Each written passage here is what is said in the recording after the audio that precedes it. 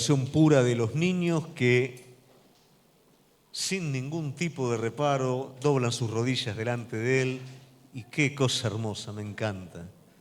Ojalá que eso también esté presente en cada uno de nosotros y perdamos esa vergüenza que tenemos, ¿no es cierto? Y podamos, como David, que danzaba delante de la presencia del Señor, de la misma manera en nuestro corazón podamos tener esa libertad para honrarlo y adorarlo porque Él es el todo de nuestra vida. Bueno, quiero iniciar esta palabra que voy a compartir con su vida, primeramente con una experiencia. Usted sabe que cuando adoramos al Señor, lógicamente el Espíritu Santo siempre nos está hablando, ¿no? Y bueno, yo antes de subir a predicar, bueno, abro mi corazón y a veces el Señor me habla y me trajo a memoria una anécdota de cuando yo era pequeño, cuando iba a la escuela primaria.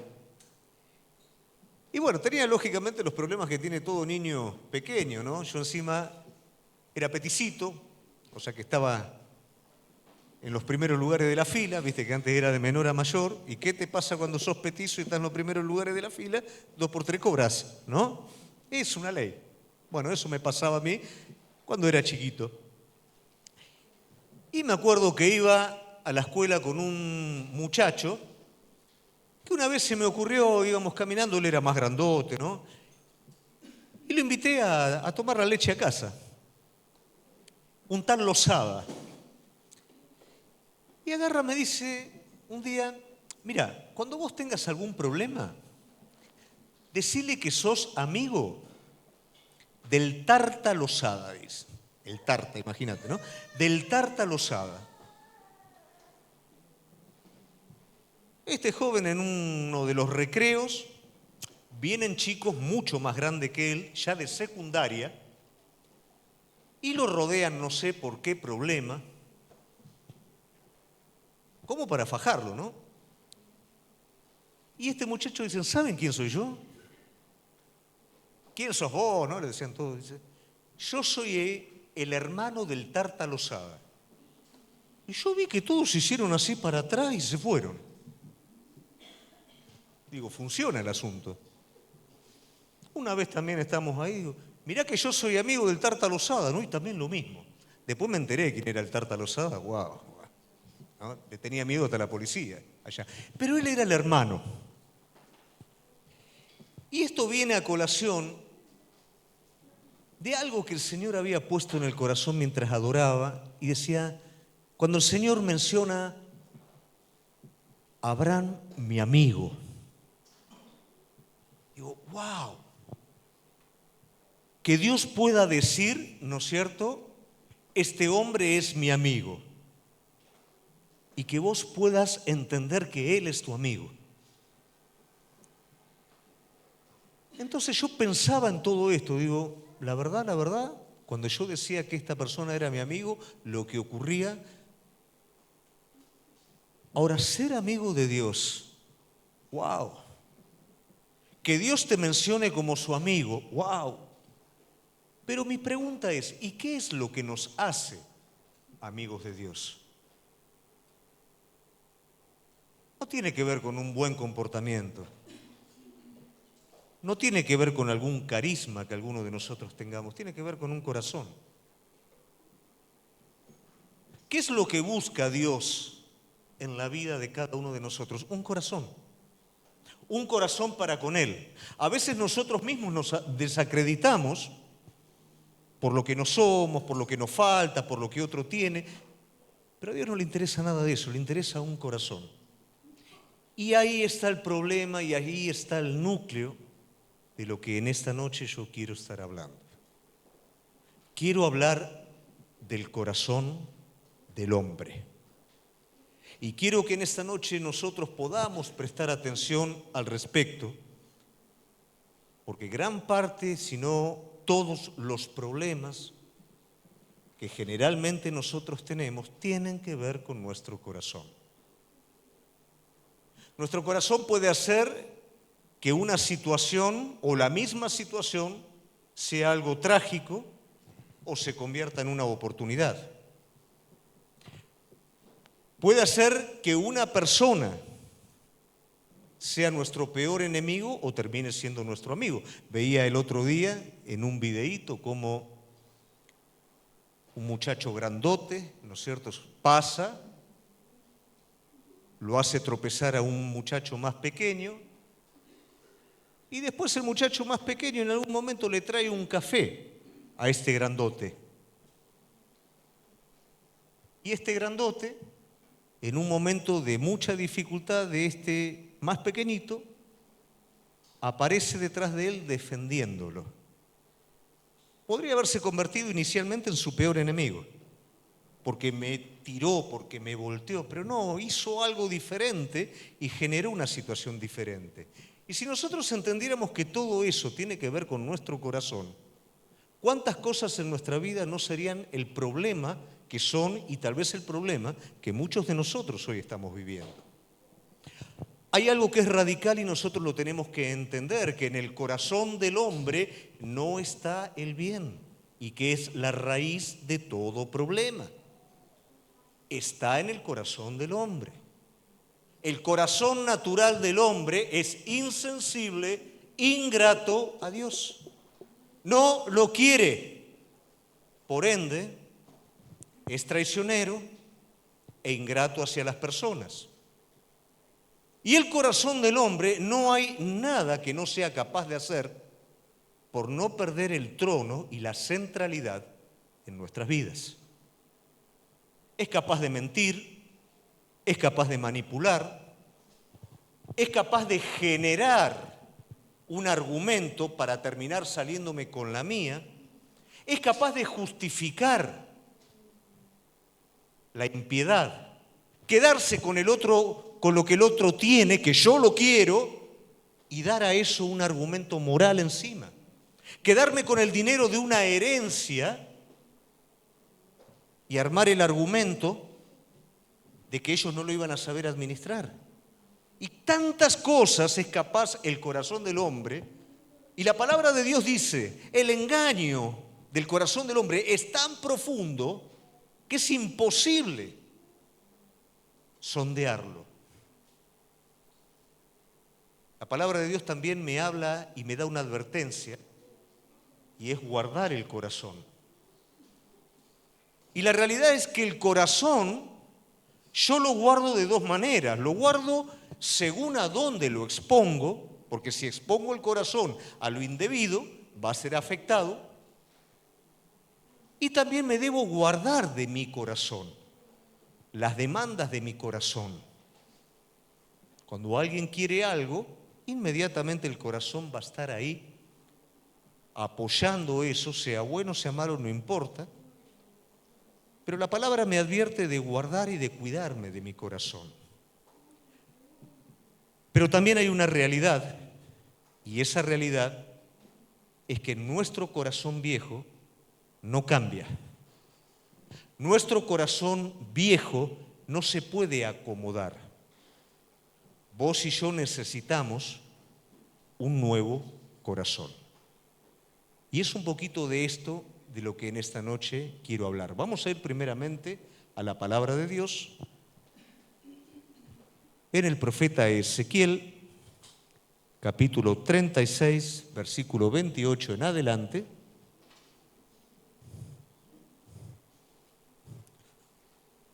No, 24 en adelante, 24 al 28. Dice, y yo os tomaré de las naciones y os recogeré de todas las tierras y os traeré a vuestro país. Esparciré sobre vosotros agua limpia. Seréis limpiados de todas vuestras inmundicias y de todos vuestros ídolos os limpiaré. Y os daré un corazón nuevo y pondré espíritu nuevo dentro de vosotros y quitaré de vuestra carne el corazón de piedra y os daré un corazón de carne. Y pondré dentro de vosotros mi espíritu y haré que andes en mis estatutos y guardes mis preceptos y los pongas por obras.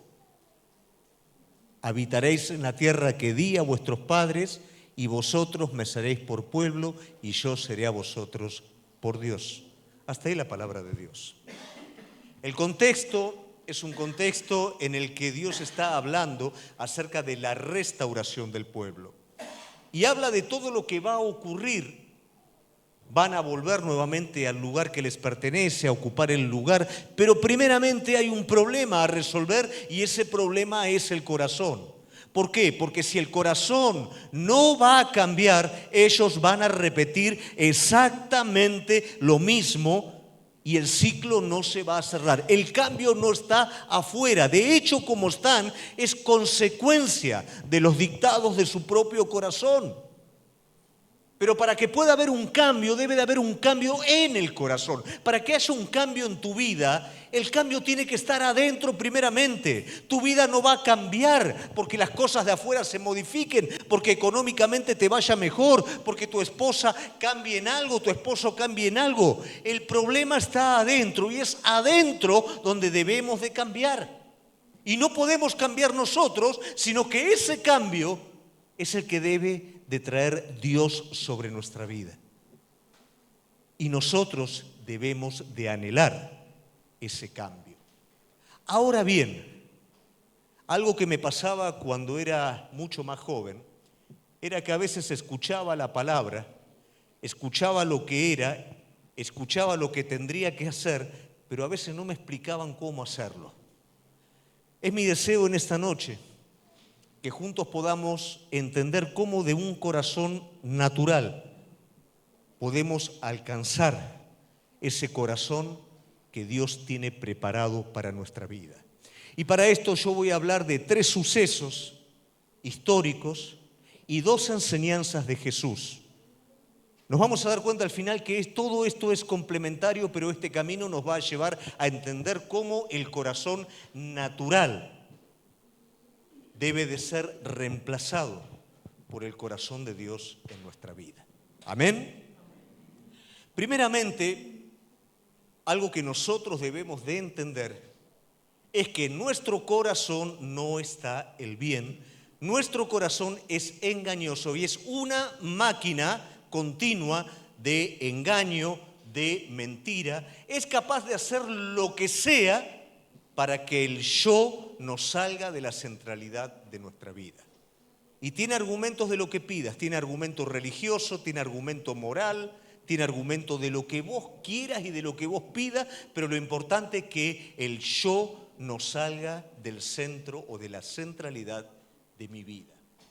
Y tal vez para poderlo entender, si nosotros vamos al Antiguo Testamento, lo vamos a ver esto en el episodio de Faraón. Cuando Faraón es desafiado por Moisés, por Dios mismo, lógicamente, pero es desafiado por Moisés. Nosotros vamos a ver que en la historia de él van a haber presentes 10 plagas, que lógicamente no te voy a contar las 10 plagas juntas, pero sí cuál es el significado, y no tiene que ver tanto con la señal propiamente dicha, sino lo que esas plagas hacen o sacan del corazón de este hombre, porque el mismo corazón de Faraón es el corazón natural que cada uno de nosotros tenemos.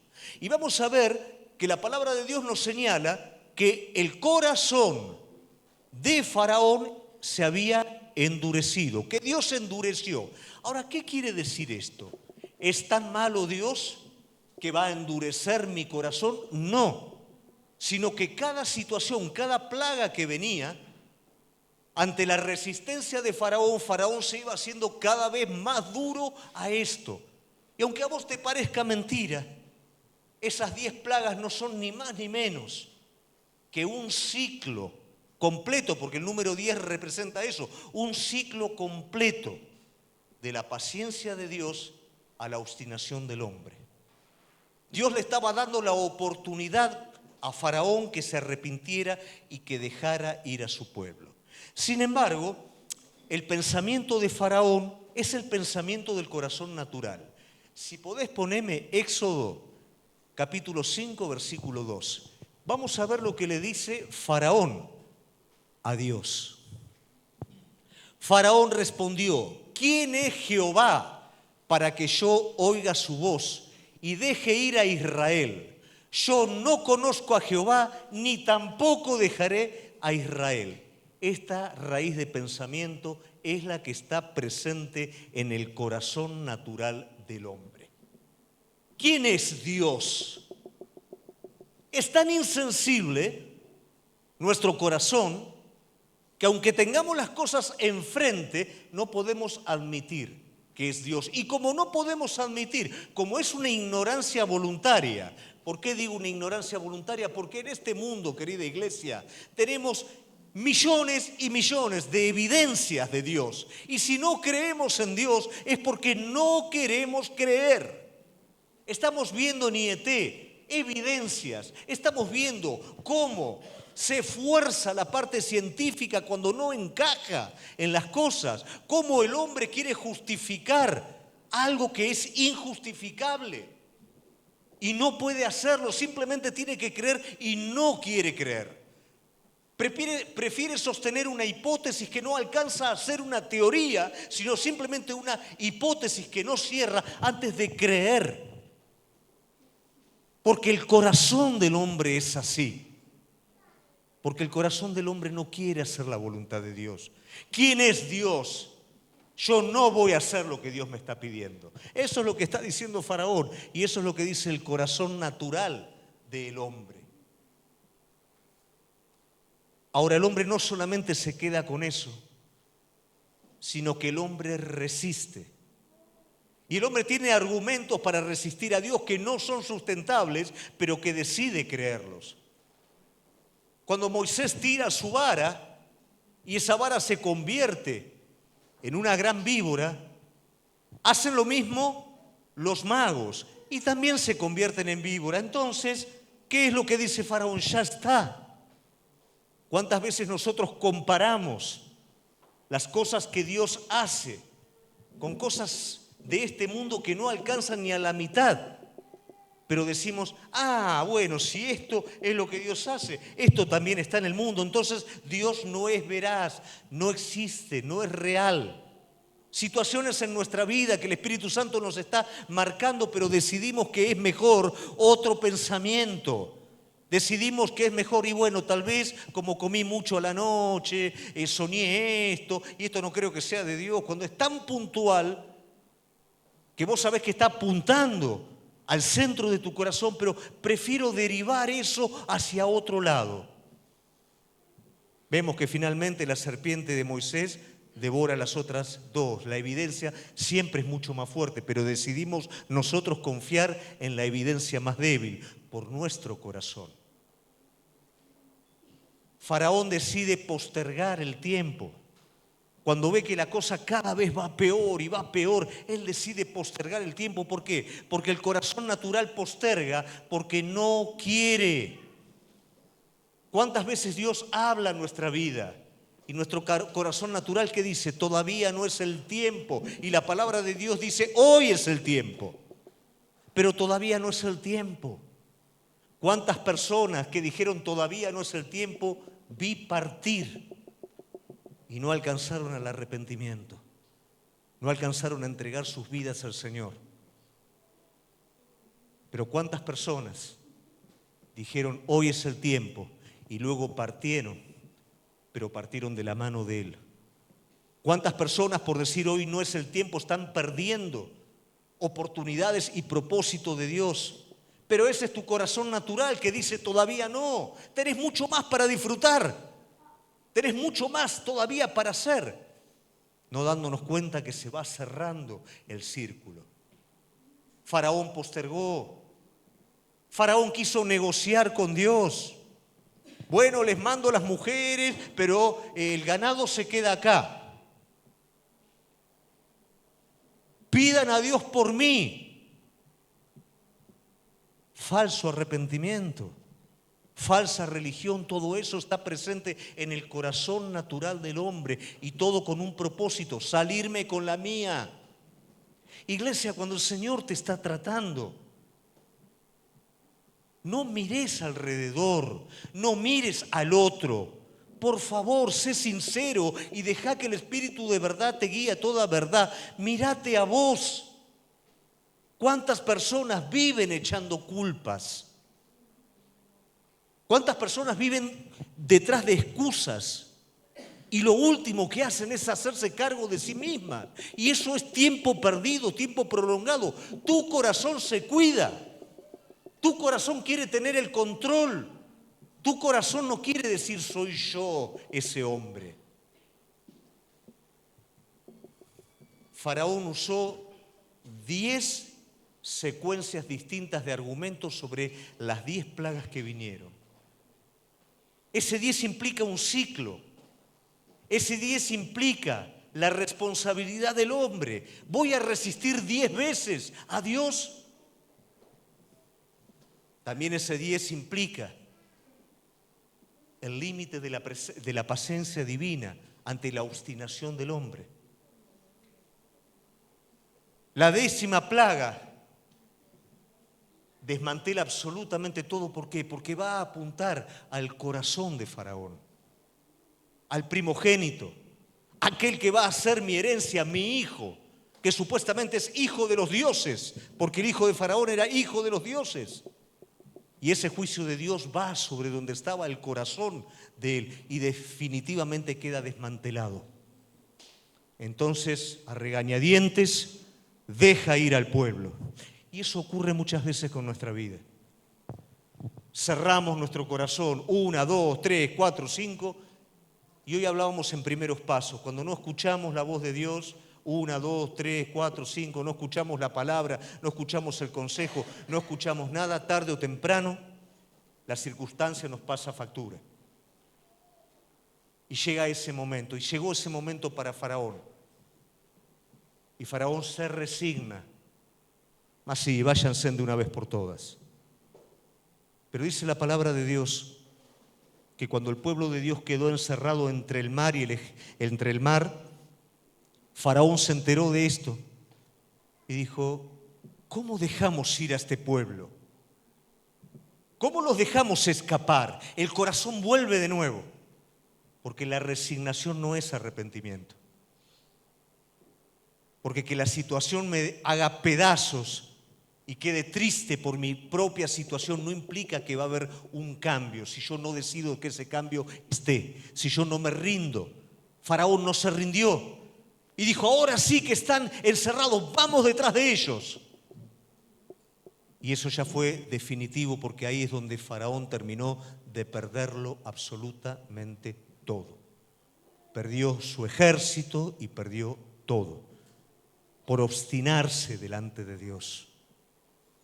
Todo pecado es perdonado, querida iglesia, salvo un pecado que es la blasfemia contra el Espíritu Santo. Los que no conocen de teología consideran que la blasfemia contra el Espíritu Santo es tal vez proferir alguna palabra en contra, pero no tiene que ver con eso. Tiene que ver con una obstinación como la de Faraón. Faraón blasfemó contra el Espíritu Santo de Dios, cerrándose una, otra vez. Y aún cuando ya era el momento que ahí tendría que definitivamente decir: es cierto, Dios es real, los dejo en paz. No. ¿Cuántas veces el hombre se obstina y resiste y resiste y resiste? ¿Y sabes qué pasa cada vez que va resistiendo? El corazón se va haciendo más duro y menos oportunidad de arrepentimiento hay. Y la blasfemia contra el Espíritu Santo no es que Dios no perdona o que retira. Es que vos te vas a la otra punta y no querés volver nunca más. El corazón del hombre es tan obstinado que es capaz de abandonar la última o el último vestigio de esperanza que tiene. Querida iglesia, nos tenemos que cuidar. Tenemos que cuidar de este corazón que lo tenemos todos, que demanda continuamente nuestro primer lugar, descartando a Dios en primer lugar de nuestro corazón. Pero no es solamente el pueblo de Dios, no es solamente Faraón. Faraón lo que nos va a mostrar es lo que es el hombre. y el corazón natural. Pero luego inmediatamente está presente el pueblo de Dios. El pueblo que había sido redimido en el proceso de estas 10 plagas. Y este pueblo, si bien fue redimido por Dios, pero su corazón había quedado en Egipto. Y esto representa de alguna manera nuestras vidas cuando somos salvados, pero no entregamos nuestro corazón. Lo conocimos a Cristo, pero quedó algo de Egipto adentro nuestro y ese algo lo cuidamos y lo protegemos y vivimos esa vida doble, esa ambivalencia. Y así como Faraón dijo algo, el pueblo de Dios también dice algo, porque lo que se dice al principio es determinante en nuestra vida. Mira lo que dijo el pueblo de Dios. Éxodo 14, 11 y 12, por favor.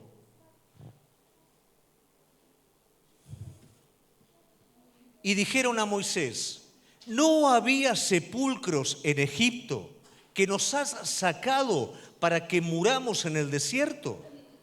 ¿Por qué has hecho así con nosotros, que nos has sacado de Egipto? ¿No es esto lo que te hablamos en Egipto diciendo: déjanos servir a los egipcios, porque mejor no fuera servir a los egipcios que morir nosotros en el desierto? Este pensamiento, iglesia, está presente en la vida de la persona que fue redimida pero que no entregó completamente su corazón. No está presente con estas letras, pero sí está presente cada circunstancia, cada dificultad a la que enfrenta. Siempre sale exactamente lo mismo. Si es cierto que hubieron 10 plagas, también es cierto que hubieron 10 pruebas en el desierto que el pueblo de Dios no pasó. Y cada una de esas pruebas hacía exactamente lo mismo que en el corazón de Faraón. Los iba endureciendo y los iba endureciendo. Y cada prueba que había, la misma respuesta: la murmuración, la incredulidad, el descontento. Mejor nos iba antes. A ver, por favor, ellos también vivieron las 10 plagas. Ellos fueron guardados de las 10 plagas. Lo vieron. Vieron la manera en la que el Señor hizo la obra. Pero ahora resulta que el más leve problema los lleva de nuevo atrás. ¿Por qué? Porque nunca se desprendió el mundo de sus corazones. Porque nunca hubo una entrega completa. Y a menudo esto ocurre en nuestra vida. No hay una entrega completa. ¿Por qué? Porque no entendí lo que Cristo hizo por mi vida. No entendí que Dios dio a su Hijo como el todo por mi minucia, por lo que a mí me sobra. Entonces todavía creo que algo debo de guardar yo para mí por si el asunto falla, porque no es suficiente, porque si lo entrego todo es demasiado. Pero no me doy cuenta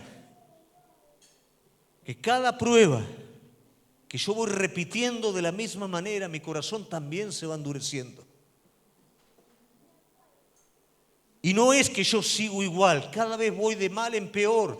Primero me quejo porque no hay agua. Luego me quejo porque no hay pan.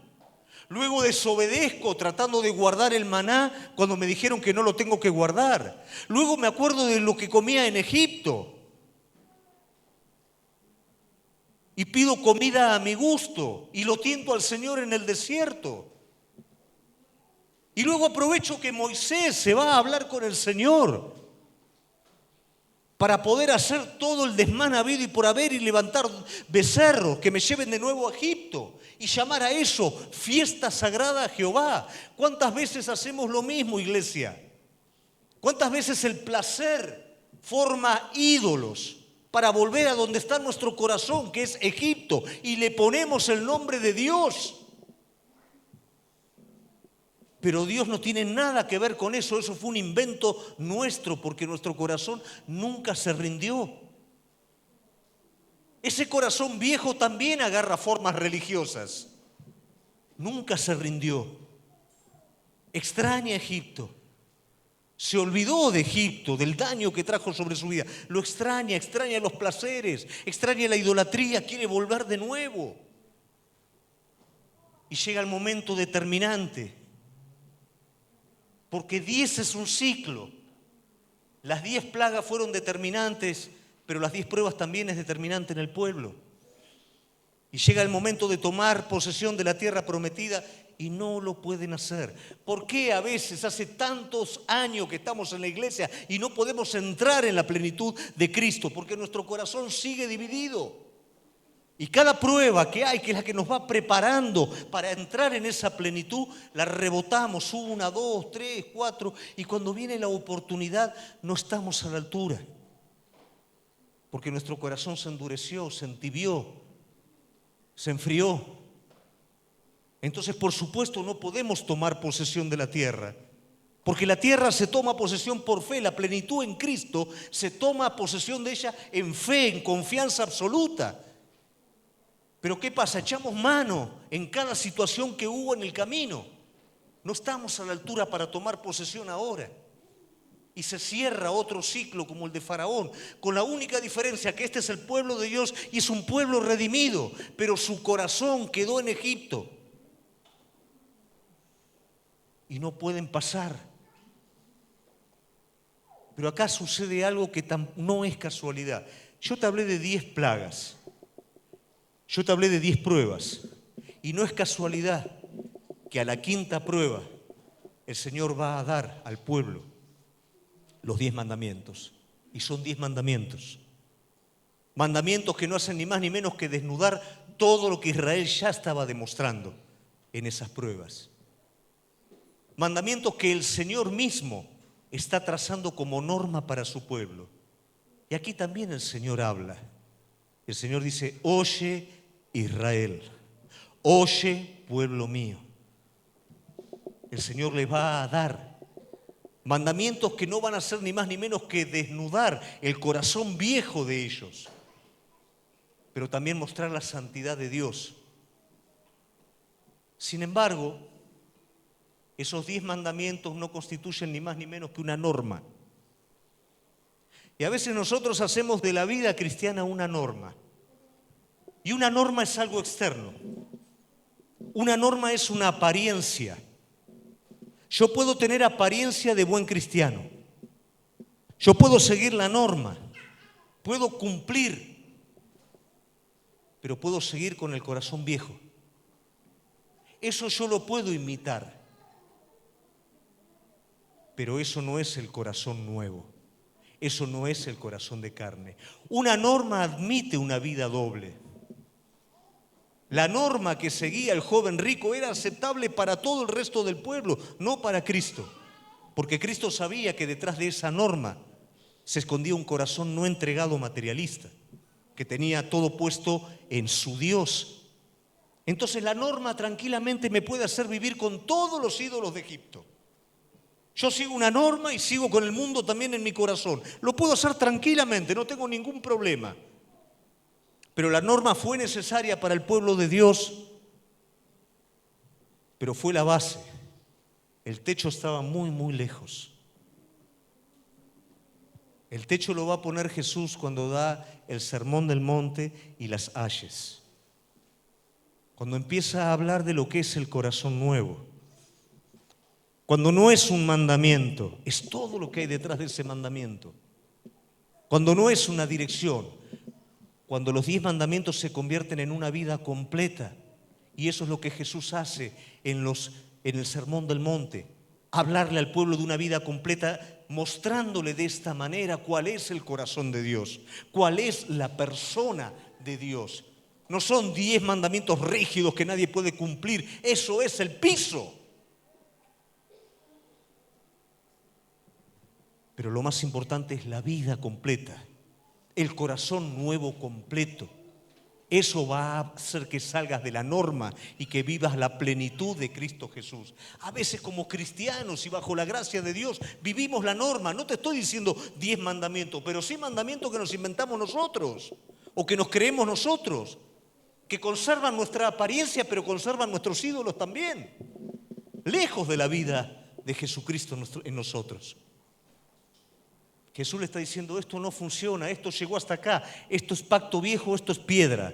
Ahora es necesario carne, es necesario un corazón nuevo, es necesario una vida nueva. Si esa vida nueva no está, no tenemos absolutamente nada, por más que tengamos la norma. Hoy muchos se jactan, el pueblo originario se jacta de los 10 mandamientos, pero tampoco los pueden cumplir. Normas que no pueden cumplirse, normas que no transforman el corazón de la persona. Solamente el corazón nuevo, solamente Cristo cambia el corazón de las personas. Entonces ya tenemos los 3 sucesos, ya tenemos una de las enseñanzas de Cristo, que es el Sermón del Monte. Ahora yo quiero hablar de la segunda, y tal vez esta última enseñanza es la que nos va a dar luz respecto a este corazón nuevo. Y esto tiene que ver con la parábola del hijo pródigo, que yo creo que todos nosotros la conocemos. ¿Amén? Pero vos sabés que cada uno de sus hijos, que son 2, el pequeño y el mayor, hablan. El primero de los hijos va a hablar como Faraón, con el corazón viejo. Y va a decir: dame lo que me corresponde. Dame la herencia. Pedir en esa época la herencia de esa manera no solamente era lo peor de lo peor, era considerar al padre muerto o que muriera, era desacreditar completamente la familia, era lo más bajo que alguien podía pedir. Que me corresponde. ¿Qué hiciste vos para ganar esa herencia? ¿O acaso cuando vos todavía no habías nacido, tu padre ya no había levantado todo eso para que hoy pudieras disfrutar? ¿Cuántas veces creemos que nuestra vida nos corresponde? No corresponde absolutamente nada. La vida que hoy tenés vino de Él, del soplo de vida del Altísimo. Y la salvación que hoy tenemos vino desde su Hijo. No tenemos nada. Pero a veces tenemos el pensamiento de Faraón y del hijo menor. Dame lo que es mío para vivirlo a mi manera. ¿Y cómo lo vivo a mi manera? Gastándolo en lo que no aproveche, perdiéndolo, malviviéndolo. Y después está el hijo mayor. Y el hijo mayor se quedó en la casa, pero el hijo mayor es como el pueblo redimido con el corazón afuera. No tenía el corazón en la casa. Él trabajaba con el padre como si fuera un esclavo, como si fuera un empleado. Ni lo consideraba padre, ni la casa la consideraba como casa. Su corazón estaba en sus intereses propios. Su padre y su casa eran medios para él. Igual que el pueblo de Dios, luego de salir de Egipto. Pero aquí es donde se produce el cambio, donde llegamos al corazón nuevo. Y es que el hijo menor va a cambiar. Su corazón, como Faraón, lo llevó a anhelar las mismas algarrobas que los cerdos comían.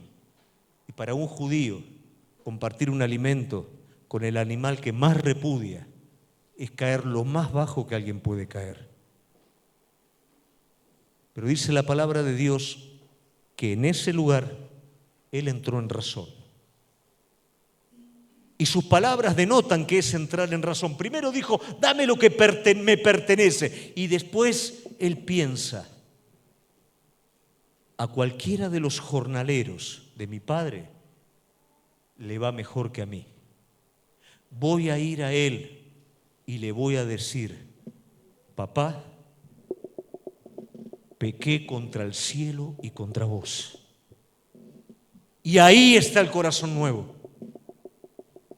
Ahí está el corazón de carne. Es el corazón que se rinde. Y vos dirás: y sí, pero no importa, el Señor sabe. Pero se rindió. Él podría haber seguido endurecido como Faraón. No, se rindió. Y ahí es donde entra el corazón de carne. Porque te fallé a vos, papá, te fallé al Señor y te fallé a vos. Y voy y estoy dispuesto a ser un siervo. pero el padre lo estaba esperando y el padre estaba lejos de considerar a su hijo como siervo, porque el padre no consideró la acción de su hijo. El padre consideró que su hijo había muerto, que su hijo espiritualmente estaba muerto y ahora vive. Su padre consideró que el hijo se había perdido y ahora lo encontró. Entonces su padre hace fiesta y el hijo va y le dice: papá, mi corazón viejo quiso lo que vos tenías, quiso arrebatar y vivir a mi manera, pero me di cuenta que destruí mi vida. Tomame por favor como un empleado tuyo. Pero el padre no lo dejó ni hablar. El padre le puso el manto, confirmando la identidad de hijo, le dio el anillo. ¿Sabés lo que hacían con ese anillo? Negocios. Mirá lo que le está dando el padre al que se quedó con todo: la autoridad de hacer negocios en su nombre. El manto de hijo, porque el padre vio que ya no estaba más el espíritu de Faraón sobre él. Tampoco estaba el espíritu del hijo mayor y del pueblo, cuyo corazón estaba en Egipto. Ahora había un corazón nuevo. ¿Y en qué se convirtió este joven? Y aquí está lo que quiero llegar, iglesia, en lo que cada uno de nosotros tenemos que ser como identidad con este corazón nuevo. Un hijo siervo. Un hijo siervo. No un hijo malcriado, no un siervo indiferente al padre que no sabe lo que el amo dice. Un hijo siervo. ¿Quién es el hijo? El hijo es el que quiere estar con el padre. El hijo es el que ama al padre. El hijo es el que tiene lazos con el padre, el que tiene una relación con el padre. El hijo es el que conoce los pensamientos del padre y el que no ve la hora de estar con el padre. Y de esa manera somos hijos. No solamente somos hijos posicionales, somos hijos porque amamos a nuestro Padre. No es tengo que orar, no es tengo que leer, no es tengo que venir a la iglesia. Es deseo estar con mi Padre. Anhelo con todo mi corazón estar con mi Padre. Y el servicio: quiero hacer la voluntad de mi Padre. Quiero hacer lo que a Él le agrada porque lo amo. Por eso lo sirvo. Y el servicio del Padre es tan falto de egoísmo que mirá lo que dice la directiva del servicio del Padre: hacé por los demás lo que te gustaría que hagan por vos. Amá a tu prójimo como a vos mismo. Mirá cuál es el servicio del Padre. No es hacer más trabajo para mí. Es esto mismo que aprendiste. Dalo hasta lo último de la tierra. Decirle al mundo entero que no vale la pena tener un corazón como el de Faraón. Decirle al mundo entero que no vale la pena estar en la iglesia con el corazón afuera. Contale esto al mundo entero. Decirle que mejor es estar con tu Padre, porque tu Padre es el que tiene cuidado de vos, porque tu Padre es el que nuevamente te va a poner ese manto y te va a cubrir. No te va a condenar, te va a cubrir, porque tu Padre es el que nuevamente te da ese anillo para que puedas hacer negocios en su nombre, porque tu Padre te estaba esperando, sabía que te habías perdido, pero ahora estás vivo, ahora te encontró, ahora va a ser una fiesta. A ese Padre no le sirve que estés en la casa con el corazón afuera, que lo quieras usar a Él como una cosa más de las tantas cosas que usás para alcanzar tu provecho.